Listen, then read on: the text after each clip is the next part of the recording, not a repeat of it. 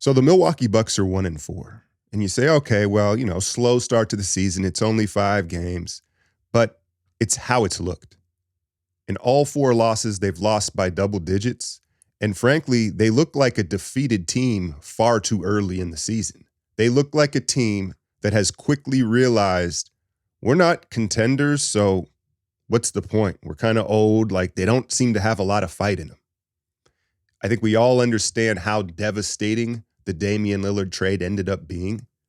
And then I think Doc Rivers is probably the nail in the coffin, right? Let's start with Dame, who is 34 years old. We understand, hey, this is going to be a bounce back year for him, dealing with family issues, being traded to a new city. He spent his whole career in Portland. Okay, fine. Like, Dame gets a mulligan.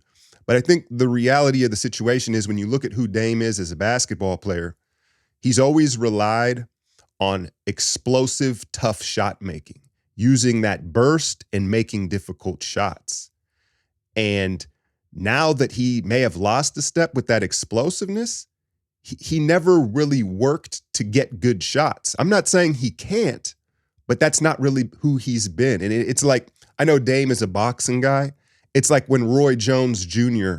lost a step, right? It was a steep fall. It was a quick fall because it was like, oh, he no longer has that quickness. Well, he's kind of unorthodox. He doesn't really fundamentally box, and now it looks bad. Dame, he's just one of the tough shot makers of this generation, the range and the burst. And at 34, he'll be 35 this year. You know what I mean? It looks like he may be entering a different phase in his career. And that's not to say he can't adapt. We all know he's certainly skilled enough to adapt. But again, back to the fighting analogy, as these great fighters get older, it's 50-50. Some of them adapt, some of them don't, right? And so that's first and foremost, Dame and that move, right? But then you bring in Doc Rivers. Have you ever heard more former players trash their old coach than Doc Rivers? Like, almost all of them. Now, I won't say that. But it's just way too many former players that have played for Doc are like, yeah, Doc, I don't know, right? And then he himself basically said he didn't really want the job when he took the job. And so his lack of adaptability, Dame entering a new phase in his career, right? And Giannis is already talking about, hey, maybe I'll be traded. Like, you combine all that, and this is going downhill quick for the Bucks this season, and the vultures are going to be circling. And we'll get to that here in a second. The one thing that Bucks fans will say and people will say is, oh, well, Chris Middleton. Waiting on Chris Middleton. Listen, I've said this before. He probably doesn't get enough credit for that championship run and what he was in his prime, but he is not in his prime.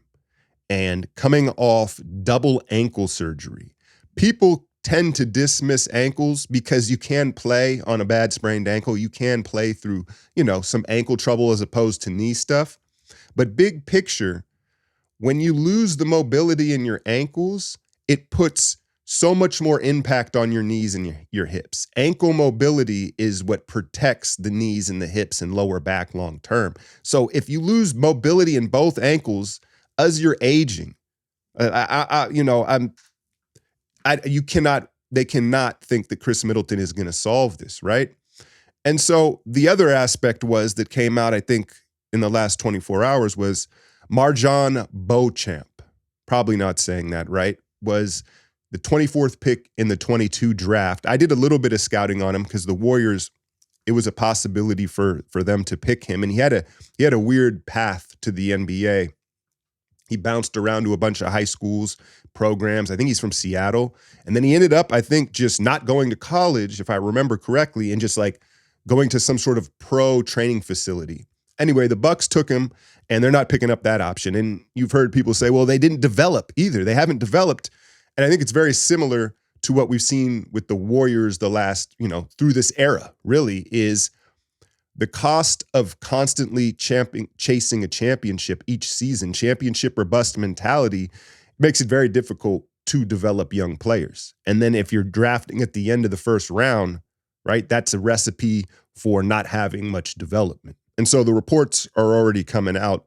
Giannis prefers Miami or Brooklyn.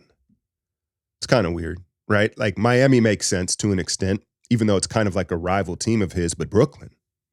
Like, I don't know what Joe Tsai be doing behind the scenes to like, I don't know. I know Schroeder looks good and Cam, I don't know. I don't know about Brooklyn, but Giannis is on his contract is this season, next season, and then a player option.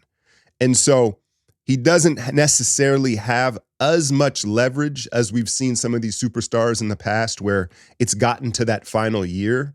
And what that means is there may be a team that's willing to take a gamble on Giannis and say, hey, even if you don't really want to come here, we're going to trade for you and you still have 2 more years and we're going to prove to you we're going to win. And that's what matters most, right? And obviously, Golden State fans, I know, Dub Nation, like, it seems like it's, 4 or 5 years now we've flirted with the idea of one day pairing Steph with Giannis. They seem to have a bond, right, and get along very well. I'm not sure we could outbid Houston or Oklahoma City.